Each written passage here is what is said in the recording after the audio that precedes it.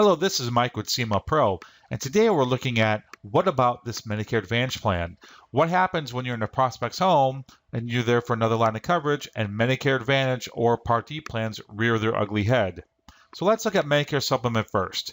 You're at a prospect's home for Medicare Supplement coverage. They bring up Medicare Advantage plans. Now what? Well, the key is that they bring up the Medicare Advantage plan or Part D coverage. You, the agent, cannot bring it up unless you have assigned scope prior to the appointment. Per Medicare guidelines, as you can see in the bold section, you must document it 48 hours in advance when practicable.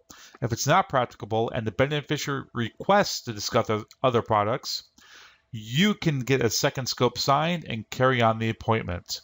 So in quick summary, if they bring up a Medicare Advantage plan or Part D plan, get the scope signed, explain there's a 48-hour rule unless it is not practicable, and then you can continue on the appointment after they sign the form and just carry on. Now, if you, the agent, bring it up, you are in CMS violation.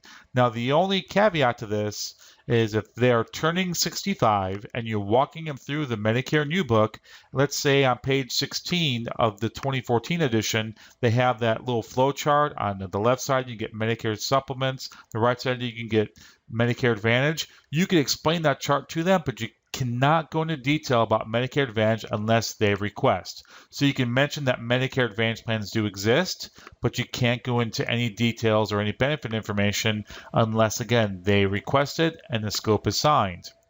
Now, on the other side of all this, what if you're there on a product that's not on the scope of appointment form? Let's say final expense, long-term care, short-term care, annuity, etc.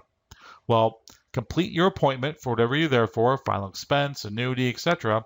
Get a scope signed and let the 48-hour cool-off period happen. CMS, when the violation comes up, one of the first questions they want to know is how was the appointment generated? If they see a pattern of you're marketing final expense and all of a sudden you're getting all these Medicare Advantage sales, CMS is going to have a problem with that and you could be found in violation. If it happens once in a blue moon, let's say they were in from out of town or they're in from across the state, there may be some leeway, but the key is to document. Make sure you have full documentation for CMS on what happened with the appointment and explain yourself in great detail. The more detail you can explain on a situation like this, the better.